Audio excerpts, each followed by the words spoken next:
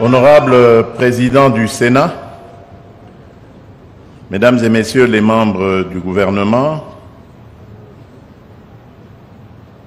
Monsieur le ministre de représentant du corps diplomatique accrédité en République démocratique du Congo, Honorable Président de l'Assemblée provinciale du Haut-Katanga, Monsieur le gouverneur du Haut-Katanga, Mesdames et Messieurs les participants et panélistes, distingués invités, Mesdames et Messieurs, c'est avec une grande satisfaction et une immense fierté que je me tiens aujourd'hui devant vous, ici à Lubumbashi, pour ouvrir officiellement la 9e édition d'Expo Béton RDC. Ce rendez-vous devenu incontournable célèbre cette année un thème d'une pertinence remarquable, les corridors sud de l'AR. Je tiens à saluer les organisateurs pour leur engagement à faire de cet événement un espace d'échange, de réflexion et d'innovation autour du développement de nos villes, de nos corridors et de nos zones économiques spéciales.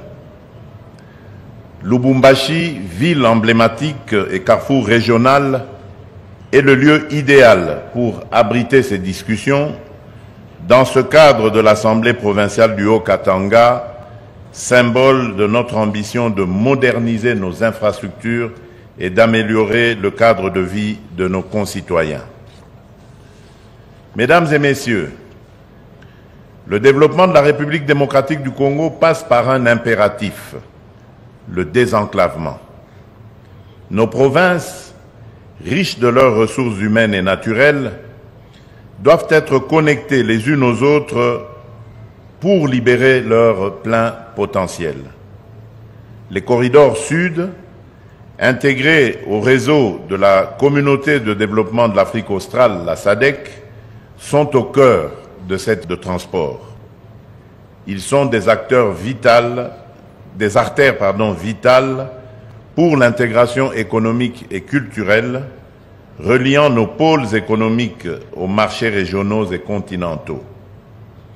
Il favorise non seulement la circulation fluide des biens et des personnes, mais surtout la transformation locale de nos produits agricoles, miniers et industriels, ainsi que leur acheminement vers des destinations comme les ports de l'Atlantique et de l'océan Indien.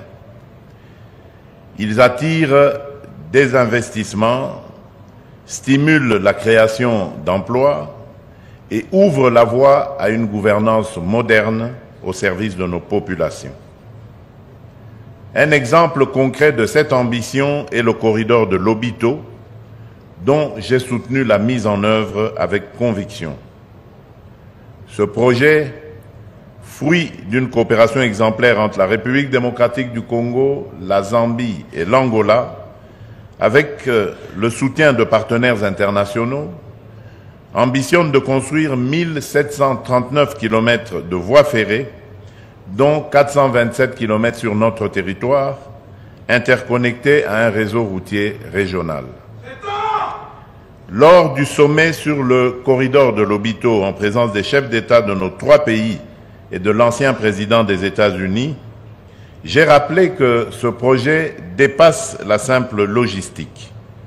Il s'agit d'une opportunité unique pour renforcer l'intégration régionale en fluidifiant les échanges commerciaux, pour stimuler la transformation économique en valorisant nos ressources minières et agricoles, et pour améliorer les conditions de vie en développant des infrastructures modernes et des services de proximité.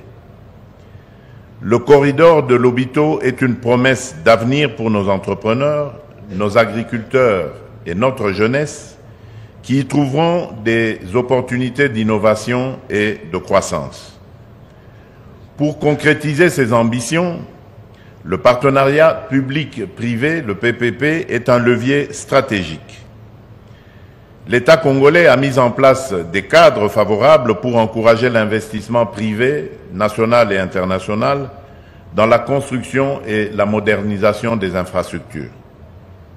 Je salue l'engagement du secteur privé qui joue un rôle déterminant dans le développement des corridors.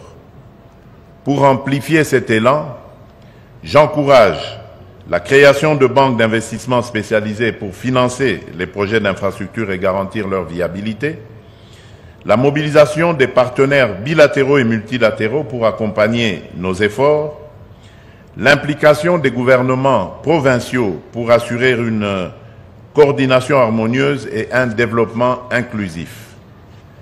Ces initiatives permettront de transformer nos corridors en véritables pôles de croissance avec des plateformes logistiques, des zones urbaines modernisées, des réseaux d'eau et d'électricité renforcés, ainsi que des centres de santé, d'éducation et de formation.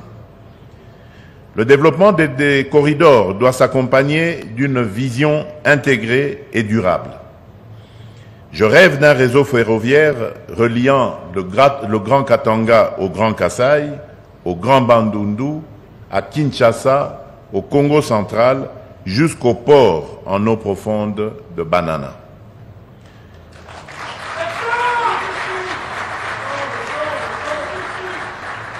Cette colonne vertébrale sud-ouest est une priorité et ouvrira de nouvelles perspectives. Suivi rigoureux de ces initiatives, j'instruis le gouvernement, sous l'autorité de Madame la Première ministre et en étroite collaboration avec mon cabinet, de constituer un groupe de travail dédié à la coordination et au suivi des activités liées au corridor.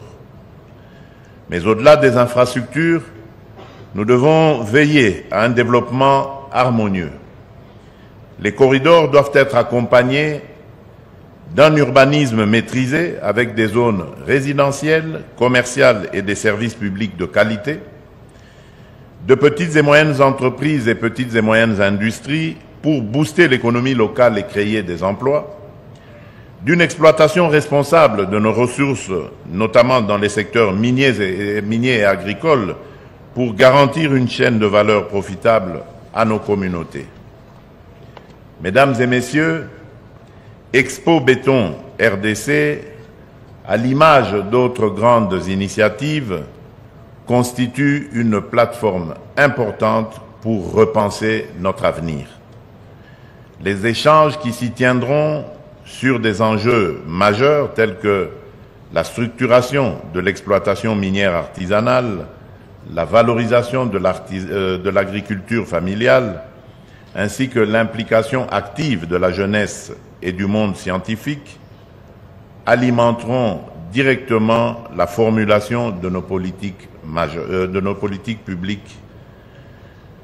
Je m'engage personnellement à examiner les recommandations issues de cette 9e édition et à intégrer les plus pertinentes dans nos réformes sectorielles.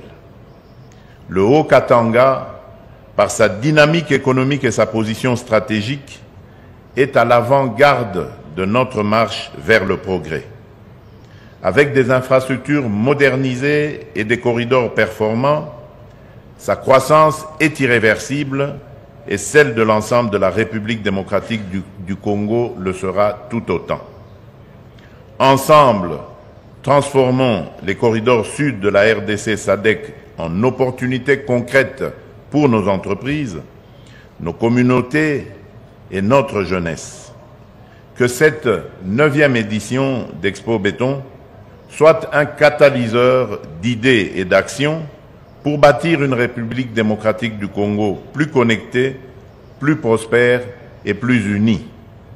Sur ce, je déclare officiellement ouverte la 9e édition d'Expo Béton RDC 2025. Que Dieu bénisse la République démocratique du Congo et son peuple. Je vous remercie.